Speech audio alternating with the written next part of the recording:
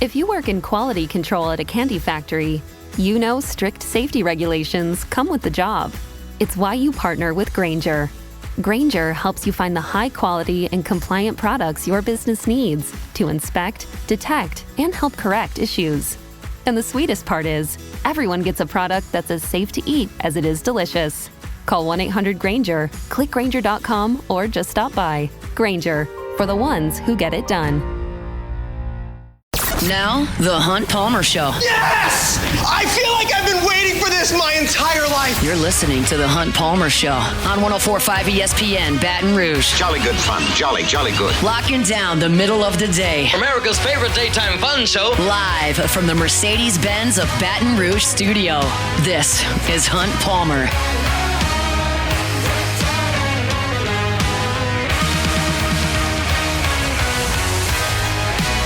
Welcome in. Hunt Palmer coming to you from the Mercedes-Benz of Baton Rouge studio downtown in the capital city on this Tuesday. Hope your work week's off to a good start.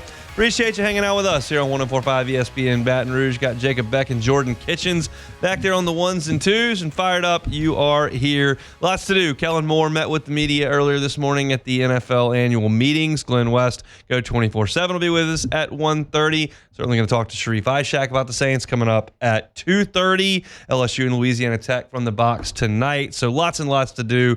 So let's get things cranked up the same way we do each and every day. That's with our Genesis opening drive. It's time for Hunt's Opening Drive, presented by Genesis of Baton Rouge. Well, things were promised a couple of weeks ago, and they started to happen yesterday. We're talking, of course, about LSU basketball. There is a toxicity within the LSU fan base with men's basketball that is very, very much understandable to me.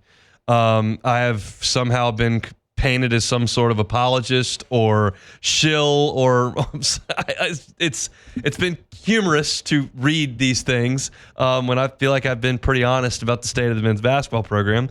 This past year was a complete failure, disaster. I don't know of anyone who thinks differently.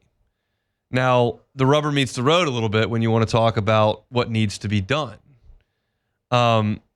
And there are a lot of people who were on the board of Matt McMahon has had 3 seasons here. LSU has not taken a step forward. You got to pull the plug and do something different. That might be the right line of thinking. There are some people that say, hey, you were in a sport, in a landscape in collegiate athletics that demands a financial commitment to the players. You're not doing that. You can't really expect to win without committing financially to the players. So make that commitment and see if Matt McMahon can make it work. And does it really matter what side of that fence you come down on? The decision was made by LSU to go ahead, leave Matt McMahon in place, and go pay some players. And you saw the results of that start to happen yesterday. Now, the first news that broke, we were on air for that, and that was when Michael Nwoku committed from Mississippi State. We talked briefly about him. I'm not going to get too deep into it. Nwoku is really big and physical. He's 6'10". He's 245 pounds. He looks the part of an SEC big. Now, he's not a big scorer. He's not been some sort of elite shot blocker or defender. He just has the physical size to go out there and compete in a way that Damian Collins really can't. He's a more proven defensive player and rebounder than Jalen Reed. Now, he's not as skilled as Jalen Reed. He can't put the ball on the floor, finish at the rim like Jalen Reed, but he's more physically developed. He's got the size necessary to go down there with, well, he won't be there next year, but with Janai Broome from Auburn, with Chinyelu from Florida, with the big physical men that you're going to be dealing with. And Robert Miller's not there yet. And Damian Collins is never going to be that big. And so, you know, we'll see if either one of those two guys is on LSU's team next year, but you needed to get more physical, and they did.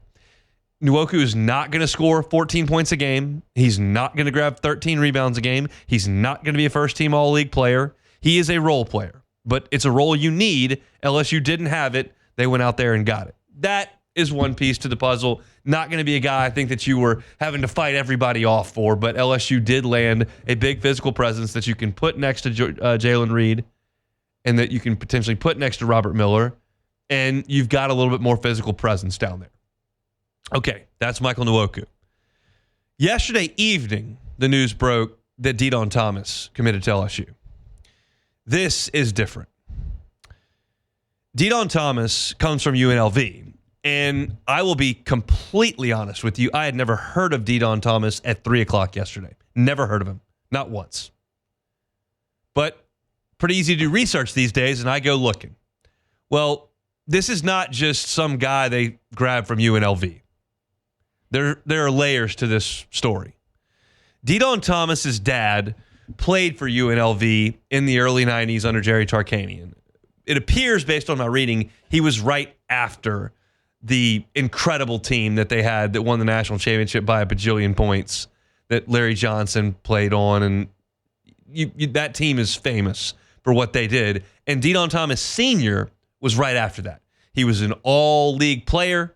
He littered the record books at UNLV, but he's a great player for the Runnin' Rebels. And when his basketball life was over, he moved to Vegas and raised his family. And Deion Thomas Jr. is part of that family. He grew up in Las Vegas, the son of a UNLV legend. So he went to UNLV. He could have gone a lot of places. Deion Thomas Jr. was a 5-star recruit coming out of high school. He was a top 25 player in the nation coming out of high school. And he decided to stay home. He reclassified, got to college early, and has been a starter at point guard for 2 years for UNLV. You're talking about a player that over the course of his 2 seasons as a Runnin' Rebel was the Mountain West co-freshman of the year, was second team All-Mountain West, set the Mountain West record for most assists in a season by a freshman, and led the NCAA in assists among freshmen last season. He is very much a ball-dominant player. He's 6'1". He's not huge. He's 185 pounds. He's not an above-the-rim player. He's not some sort of elite-level explosive athlete. He's just really good. And I look at the tape, and I watched his tape from UNLV, and I look at what they're asking him to do and what he does, and you're talking about a guy who's got the basketball in his hands a ton. He shot 36% from the three-point line as a freshman, 35% last year. He averaged, as far as points per game over the course of those 2 seasons, 13.6 and 15.6 points. He dished out 5 assists per game as a freshman, 4.5 as a sophomore. He was the guy for the UNLV offense. He's left-handed. He's really savvy. You can tell he grew up in a basketball house. He'll knock down mid-range jump shots when they're there. He shoots kind of a set shot from 3, but he's a pretty good shooter. He's got great court vision. He's a ball-dominant player that runs the offense, and that's what they're going to bring him to LSU to do. Now, this is a guy that had an opportunity to go to Kentucky or Florida out of the transfer portal and picked LSU. If that doesn't suggest to you that LSU's got the checkbook out, I don't know what to tell you. They do. Now, I'm not telling you that Deion Thomas is going to come in and revitalize LSU basketball and take LSU to the Sweet 16. But here's what I'm telling you. This is a guy that has a chance to be a piece that Matt McMahon has not had at LSU. I don't mean to disparage young athletes, but I'm just going to go ahead and lay these cards out there. Matt McMahon's first year, he brought Juice Hill over from Murray State. It didn't work. 2 years ago, he brought Jalen Cook over from Tennessee. It didn't work. This past year, they brought Jordan Sears in from Tennessee Martin, and it didn't work. So you have continued to bring in small school point guards that have not been able to fill the role in the Southeastern Conference. That just is what it is. And this appears at this point to be a step in the right direction. This is probably the guy who's going to have to shoulder much of the load for LSU basketball next year. Probably. Now, they're going to go spend some more money in the transfer portal. They got to get 2 guys, 2, that can fill it up from 3 if they want to be good. 2. And you feel like in the front court, you've kind of got a pretty good base. But you need a couple of 6'4" to 6'7" guards and wings that can shoot the lights out. And you'll start to move in that direction. I don't know who those guys are. I don't know if LSU's got visits with anybody set up. Like, I'm not sure. They're kind of doing this under a guise of secrecy. The visits aren't being promoted all that much, and all of a sudden the commitments are rolling in. But you see, based on yesterday, that LSU is making a commitment to identify some players, spend the money, and become a more talented basketball team. I'm not here to tell you whether that's going to work or whether it's not. And there is a big faction of the LSU fan base that has already quit on this administration. If you work in quality control at a candy factory, you know strict safety regulations come with the job. It's why you partner with Grainger. Grainger helps you find the high quality and compliant products your business needs to inspect, detect, and help correct issues. And the sweetest part is, everyone gets a product that's as safe to eat as it is delicious. Call 1-800-GRAINGER, click Grainger.com, or just stop by. Grainger, for the ones who get it done. So that's fine, but I'm here to cover what's going on. This is what's going on. This feels like a pretty big deal. And if you can continue to add to it, then you can put together a team that's good enough. It takes money. And you can talk about how well this team was or wasn't coached. You can talk about the results from 3 years ago in year one if you do or don't want to. The fact of the matter is, the biggest variable that you're looking at changing right now with LSU basketball is how you accumulate talent. And essentially, to put this into professional terms, you're trying to go from being the Oakland Athletics to being the Atlanta Braves. You're not trying to be the Dodgers. You're not going to spend as much money as Duke. You're not going to spend as much money as Kansas. You're not trying to be the Dodgers. You're not trying to be the Yankees. But you're trying to be the Braves. The Braves spend money to an extent. They win. That's the Braves. And that's what you're trying to be. You're trying to be towards the middle to just above the middle of the pack in your league in terms of spending, and then you got to coach them. And then you got to go win games. And while the two names that they brought in yesterday are not going to grab headlines, it's not North Carolina's two guard. This is a pair of guys who figure to play a lot of minutes for LSU, and De'Don Thomas has the potential to be the best player on your team next year. And that's a position that Matt McMahon has failed at 3 times. This is the 4th. It needs to hit. You've got to have point guard play in college basketball. And LSU's has not been up to snuff. This has got to change that. We'll see. LSU basketball is going to continue to get that checkbook out, throw money around, and see what kind of talent they can wrangle up. And through one day yesterday, it went pretty well. That's our Genesis opening drive here on this Tuesday. When we come back, Kellen Moore met with reporters down in South Florida. It's the annual NFL meetings, and we've got some updates on that at LouisianaSports.net. I'll talk about it all coming up next. The Hunt Palmer Show. You're listening to The Hunt Palmer Show on 104.5 ESPN, Baton Rouge.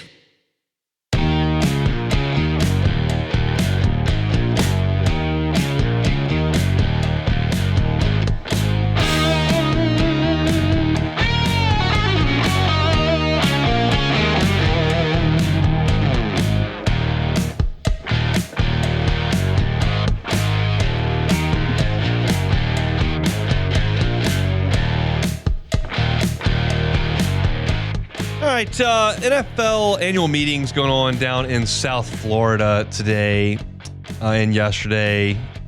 Kellen Moore met with a lot of local media. I did not know, I'm a little bit new to the day-to-day covering of the NFL with LouisianaSports.net. Ross does such an awesome job for us doing that. And I didn't realize, how many of these quote-unquote things the beat writers go to.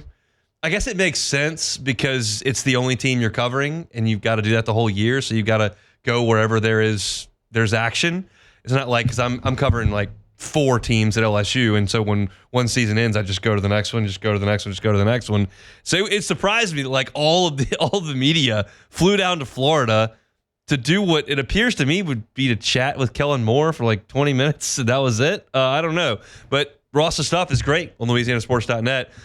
So I wanted to kind of dive into some of the things that Kellen Moore had to say this morning. First is that the Saints will hold training camp in Metairie. That doesn't really impact me at all, but I know that a lot of the media spent a lot of time in Southern California last summer, and now they'll just drive up Airline Highway. It'll be a little bit different, feeling in terms of temperature out there, but the Saints are going to be in Metairie for training camp. But with the more meat on the bone here, I think that Kellen Moore's answer about backup quarterback and his background as a backup quarterback are interesting, and I think philosophical changes within the organization.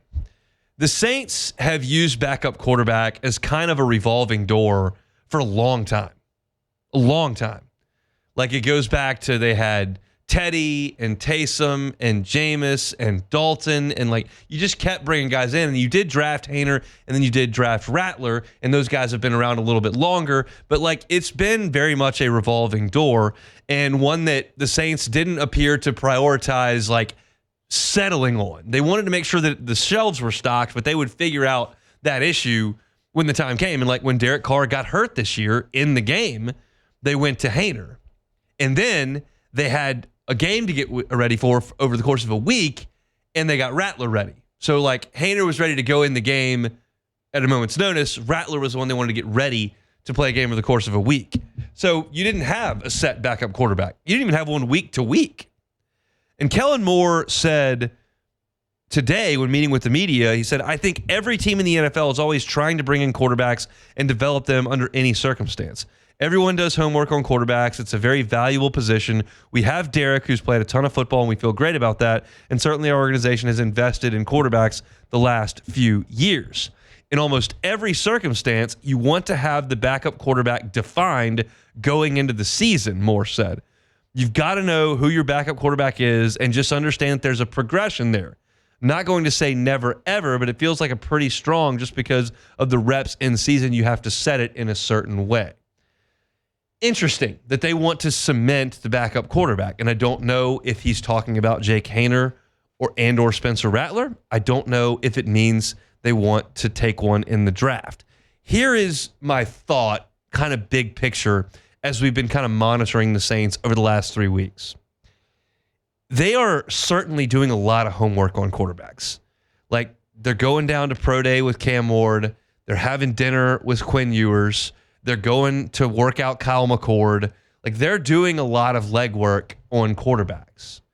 And those quarterbacks are all very different. Like, Cam Ward's probably going to be the first pick in the draft. Quinn Ewers is probably a top 60 pick. Kyle McCord might be a 6th round pick. So it's not like one spot the Saints are looking at quarterback. They're kind of assessing the entirety of the situation. And it feels like they're going to bring one in.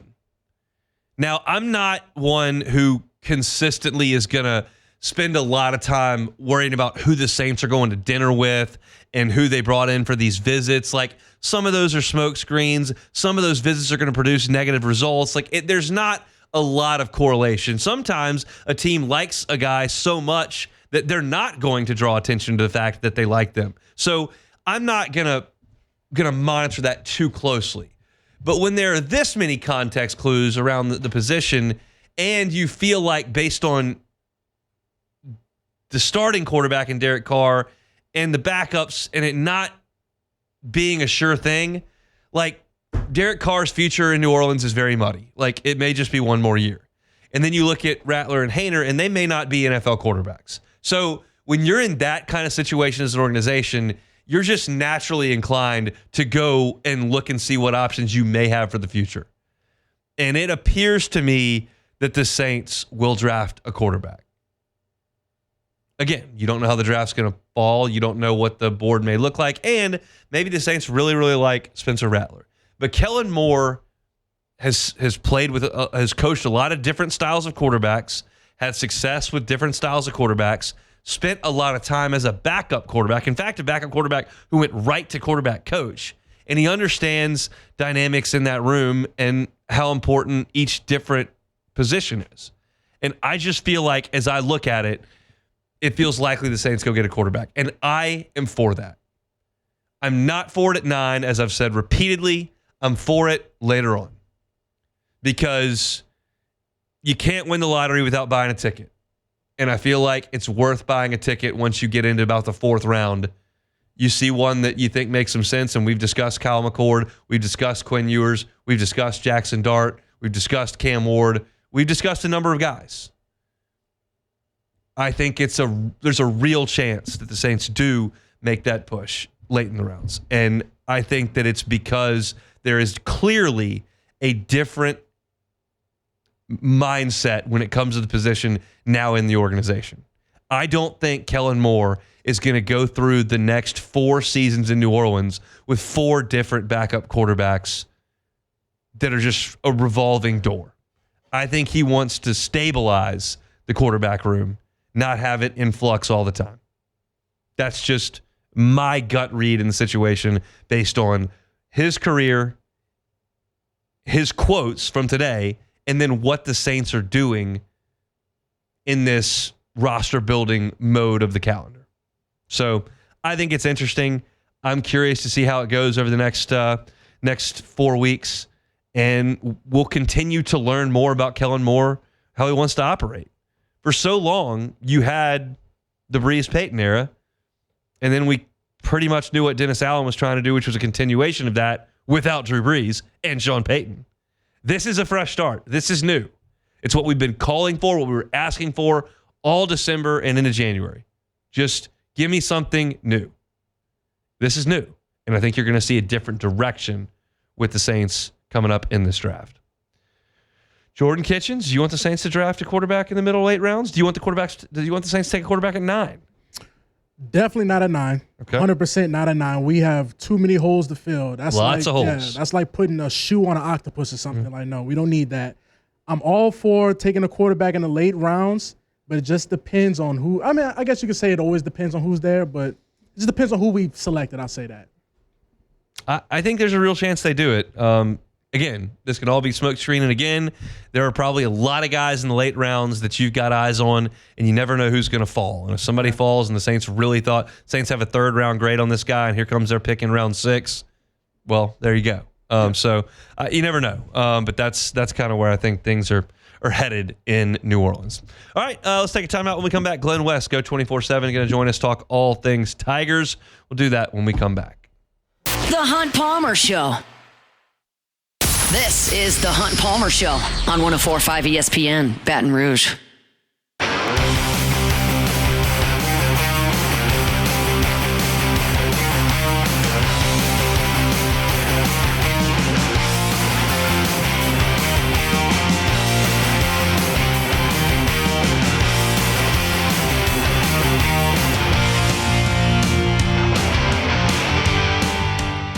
Reminder, tonight we'll be at Sports Trivia Pizza by Roan's on Perkins, 8 o'clock. 8 o'clock on the dot. We'll be there. You can eat some wings, eat some pizza, drink some cold beer, win some gift cards.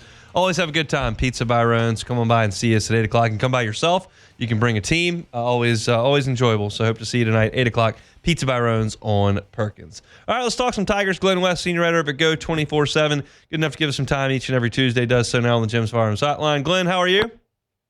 Doing well, Hunt. Been a busy last 24 hours, but wouldn't have it any other way. It has. We'll talk some hoops here at the end, but I want to start with baseball here because we haven't talked any baseball on the show today. Tigers get a sweep over the weekend against Mississippi State. It was a weird weekend. There was a lot of waiting around at Alec Box, a lot of early morning finishes, but LSU does win all 3 games in 3 different fashions. How big was this weekend for the Tigers?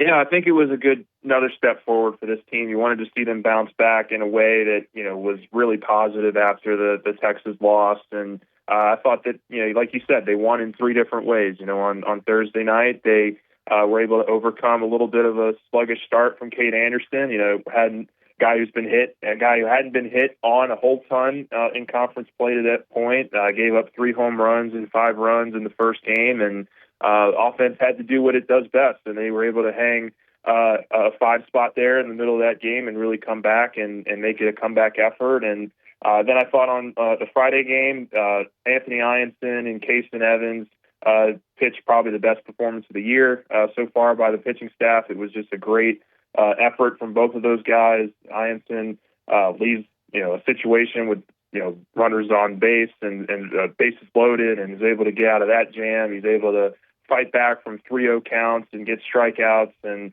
the biggest probably takeaway I had from the entire weekend is that I wouldn't touch the starting rotation right now, if nothing else, because of what you've been able to get from not only Kason Evans but also Zach Kellen in those kind of almost fourth and fifth starter roles, with those guys being able to go 3 or 4 innings and really kind of slam the door shut to help get that series win. And the bats were really what carried LSU through that Saturday game. I think this offense is just really dynamic and can beat you in a number of different ways.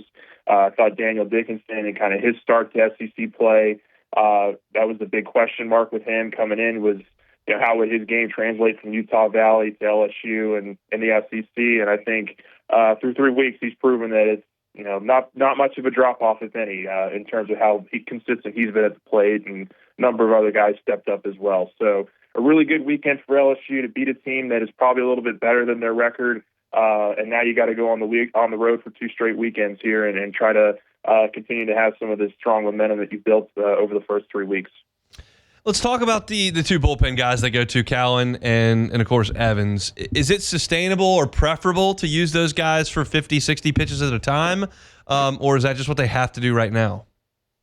I think what they were able to do last year with Griffin Herring shows you that it can be done for a season, for the entirety of the season. But I also think that in an ideal world, you'd like to have another 1 or 2 of these bullpen arms really kind of rise to the occasion and continue to develop and improve and be more of a consistent factor for you. You obviously would love to have Gavin Guidry back in at some point this season and pitching big innings as well, because you need more than just those 2 to be able to get through this gauntlet of a schedule. And certainly when you get to postseason play, you're going to need more than just those 2 out of the bullpen to really be consistent and get to where you want to go. But I will say, I think those 2 have it in them to be able to pitch 3-4 innings every weekend, and if it's a tight game, to help LSU win those games. That's how dynamic and impressive that they've been these first couple weeks in the league play. And I haven't seen anything that suggests otherwise, that they won't continue that kind of play going forward. Where's your confidence in Anthony Ianson right now? Better. It was the first couple weeks were a little bit of a struggle for him in terms of getting through the order twice, but I thought he really battled this last weekend, and I thought that was such a huge storyline from this past weekend was him. There was a count there early in the second inning where he got down. He had just walked a batter and he got down 3-0 to the next guy, and then he comes back and goes strikeout to kind of get out of a jam in the second inning. And it was kind of like that for a lot of his outing, through the 5 innings that he pitched. And there were guys that were getting on base, and he just didn't really give up any kind of damage. He limited it and did a really nice job. I think he had 11 or 12 strikeouts in the game as well.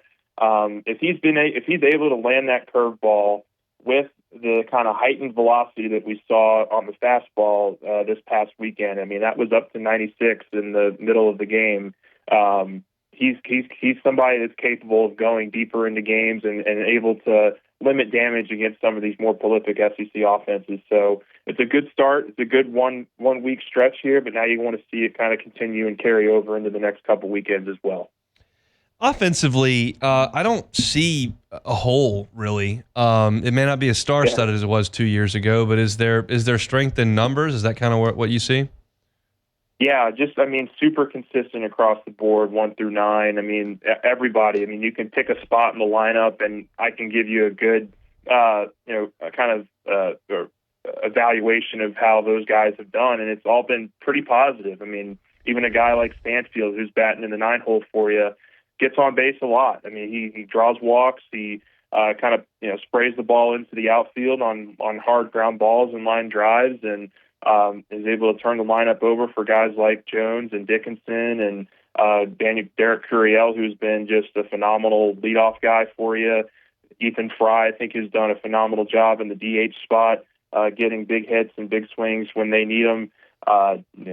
Everybody in this lineup is producing right now, and I think it's just been it's been really consistent and something that I think should continue, because the way that they operate and the way that they approach every at bat, it puts a lot of stress on pitchers, a lot of stresses on defenses, and you haven't really seen this team go through struggles like they have in years past, where you go 2, 3, 4 games with a struggle, with a lack of discipline or something at the plate. They've been able to really bounce back the next game, the next half inning even, and produce and get big time runs in big time situations. You feel like William Schmidt gets the ball tonight? I mean, Newt threw, I think, almost 30 pitches on Saturday. He could pitch tonight, but how do you think they handle pitching against Louisiana Tech with another short week?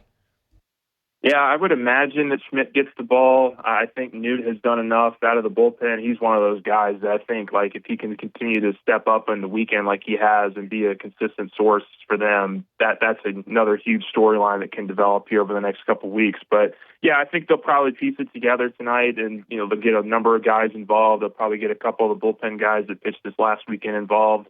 But yeah, I mean, I think you can't give up on William Schmidt's talent and not pitch him at all. Like, he's got to go out there and be able to go two innings or so, and just kind of continue to work on some of the things that have plagued him the last couple of weeks, just trying to get the ball over the plate, and go from there. But I think he's somebody that absolutely should get to pitch some pretty significant innings here tonight, and we'll see kind of if he can translate that into some more opportunities in SEC play going forward. Glen West is our guest, senior writer over there at Go 24/7. All your team coverage, recruiting coverage, they got you covered over at Go 24/7. All right, let's talk some basketball. They land 2 transfer portal commits. You've also seen Corey Chest head into the transfer portal along with Mike Williams. So where do you stand on kind of the goings and comings of LSU basketball at this point? Yeah, it's been a really good 24 hours for the program in terms of landing the 2 guys, Michael and Woko, and certainly Didon Thomas. I actually just got off the phone with Thomas, and I think LSU fans are really going to like him. He's just a really disciplined young man. Left high school a year early, and so he's still like 19, 20 years old, still a pretty young player. But he has 2 years now of experience at UNLV, running the show, running an offense, and has done a really nice job of doing so in his first couple of years in college. And so, he wanted to be a part of the SEC. He wanted to be able to run an offense, and now it's on LSU to get him some players on the perimeter that can shoot the ball, that can drive to the basket, that have some length and some size to them, because this is a player who is really, really good off ball screens, and he's always looking to get other guys involved. He's always looking to make that extra pass, and I think he's going to be a really, really nice offensive engine that LSU just hasn't had, quite frankly, in the last couple of years. But now you got to go get some shooting around them. You've got to continue to work on the front court. And I think that they're off to a nice start here, but they've got to go get some more pieces to really see the whole picture of this roster next season. Not to spoil your story, but did you get an indication from him that there was some sort of promises made that, like, here's what we're going to go get in addition to you in the portal? Like, you mentioned shooting. I think they have to have 2 guys that can fill it up on the outside. I don't see how you can run an offense this day and age without being able to shoot. Like, Michigan State did it, but I don't know that that's something that's really sustainable. I think I'd rather try to do it a little bit more traditionally than a guy who's been to a million Final Fours in 3 decades. So was there any indication in your conversation that what else they're looking for? Yeah, I mean, they're certainly looking for more shooting. He didn't give me specific names or anything like that, but that is certainly going to be an area that LSU is looking to address. They have a couple guys on campus today. They have a couple Zoom calls with other portal prospects as well lined up for this week. So they're going to add some shooting. They're going to add some length. Didon is about 6'1". He's a scrappy defender, but he's somebody that you want to put some length around too on that end of the court as well. So I think you're going to see LSU try to go get some of those 6'4" to 6'7" kind of wing flash forward players that have some size, has some physicality, but that can also fill it up from the outside. I think that's got to be the next step that LSU takes in this transfer portal class. Football's off for spring break this week, but we've had a good chance to watch a lot of practice over the last 3 weeks. Is there a player or two that you felt like has made a step in the spring? Yeah, I mean, I think Chris Hilton has gotten a lot of headlines, and he's certainly going to continue to be that guy that, I know the fan base is like, let's see it on the field, but I promise you, every time we go out to practice, he's out there and making plays. And I think if he can stay healthy and on the field this year, LSU fans are finally going to get to see that. But the other one from an offensive perspective I'll go with is Bauer Sharp. Like, I think LSU is really going to have some opportunities here to have a 2 tight end set for the majority of the game because of how consistent Bauer Sharp is going to be for them as that second tight end. And the growth that Trey Green has had seemingly over the last several months. That's something that I think is a real positive that kind of opens up the offense in a number of different ways as well. So those are 2 on offense. Defensively, Deshaun Spears, I think, has been really solid for him. I think they've gotten some good play out of Jack Pyburn, but we've only really had 1 full practice to get a chance to look at these guys. So you don't want to overreact or anything off of just 1 full practice and a bunch of 20-minute sessions. But I think they certainly have some more size, some more physicality on that defense, some more speed in the secondary, some more length in the secondary that should pay dividends this fall. Glenn, we appreciate some time, man. All right. Thanks, Hunt. Glen West, senior writer at Go 24/7, all your team coverage, recruiting coverage. They got you covered over at Go 24/7. An SEC basketball program is looking for a new head coach. We'll tell you who and where. That's next. The Hunt Palmer Show. Genesis of Baton Rouge. GenesisofBatonRouge.com is that website. Every car that is on the lot is online at GenesisofBatonRouge.com. From the entry level all the way up to the highest end model, every single Genesis vehicle has the same baseline safety features. And those safety features have won them the IIHA safety top pick. It's an incredibly safe line of vehicles. You'll get behind the wheel. You'll sense how comfortable and stylish the Genesis vehicles are. You'll get a full rundown from the brand ambassadors as to what the features are. But just know when you get behind the wheel of a Genesis, you're getting behind one of the safest cars on the road. So again, if you're looking for a sedan all the way up to the SUV, they got you covered. It's right there on Airline at Piku, across from Women's Hospital. Stop by. It's an incredible facility, great staff. You'll feel like a guest there, not a customer. It's Genesis of Baton Rouge. You can find them online at GenesisofBatonRouge.com. You're listening to The Hunt Palmer Show on 104.5 ESPN, Baton Rouge.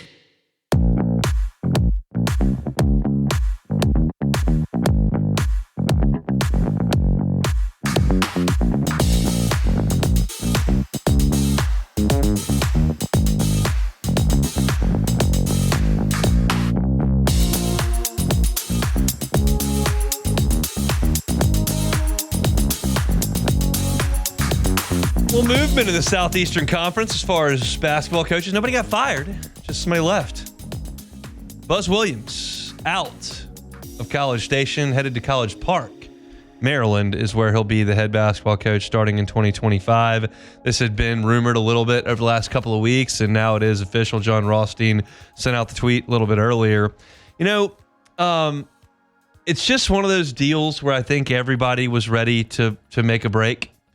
And it's interesting because I could sit here and I really could poke a lot of fun at Texas A&M for their baseball coach who had a ton of success leaving for Big Brother, and then their basketball coach who's had a ton of success relative to A&M's basketball history leaving for Maryland. I could do that, but the fact of the matter, I don't like Texas A&M's basketball team, but I don't fear A&M's potential on the basketball court.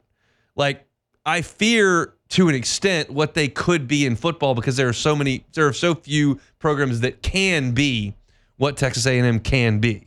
They haven't realized it, thank God, but it exists. Baseball, same thing. They can be a national champ. We just saw that they got to the end of the line last year. Basketball, they're no different than LSU in basketball. But Buzz Williams took over in 2019. And has done a really good job at Texas A&M. They went 16-14 his first year, won 10 league games. Then you had the 2020, which is a weird year, and they weren't very good. They were 8-10 overall. But then in 2021, they started this incredible run. And they were 27-13 that year, were the first team left out of the tournament. They went 25-10 the next year and made the NCAA tournament. They were 15-3 in the SEC that year. Then they were 21-15 last year and got to the second round of the tournament. And then this team went 23-11 and got to the second round of the NCAA tournament. I mean, Buzz Williams won 56% of his league games at Texas A&M, and that's with a 2-8 thrown in there in the second year, which was COVID-riddled. So, like, you're talking about 60% win percentage in that league at A&M. That's really good. Now, you're talking about a guy who is on his third athletic director. You had Ross Bjork, who he didn't have a relationship with, apparently, and then you had a quick go with Trev Alberts here, and apparently that never really materialized their relationship. It didn't appear so. And like, he had 8 seniors on this team. It's possible, if not strongly probable, that A&M is going to be worse at basketball next year. Like, you were going to have to go overhaul the entire roster. 8 seniors walking out the door, including the school's all-time leading scorer. That's going to be tough to deal with. So for me, I think Maryland's getting a really good coach. Buzz went to Marquette and went to 2 Sweet 16s and an Elite 8 in back-to-back years. He went to Virginia Tech and made the tournament 3 years in a row, including a Sweet 16. Then they were good. A&M was good. There was always a ceiling on what this Texas A&M group was going to be because they didn't shoot it worth a flip, but they rebounded like crazy. But I think it was time for a break for both. I think Buzz is going to go to Maryland and win a lot of basketball games, and we'll see what Texas A&M can do from a basketball coach hiring perspective. Like, you're talking about a carousel that's really slowed down as far as basketball goes. Like, you've got a lot of teams that have hired their coaches. Texas has made a hire. NC State has made a hire. And you're kind of sitting here waiting in the wings. And so we'll see. Obviously, Maryland's made a hire. They hired your coach. So I'm curious what Villanova hired a coach. So it's a weird time for them. It's a weird job. I could get here and tell you that, A&M's such a bunch of losers. All their coaches just bail on them. Every situation is different. I think Jim Schlossnagle probably was happy at Texas A&M to an extent. He wanted that new stadium built, but his best friend is the AD at Texas, and that's just something that came up. And in this instance, I think that the relationship had kind of run its course with the Aggies and Buzz Williams. So I'm curious who they hire. I'm curious what direction they end up going. Probably going to be a mid-major name if I had to guess. And then you hope that it's a hit and not a miss. But we hope it's a miss. I certainly hope it's a miss, big time.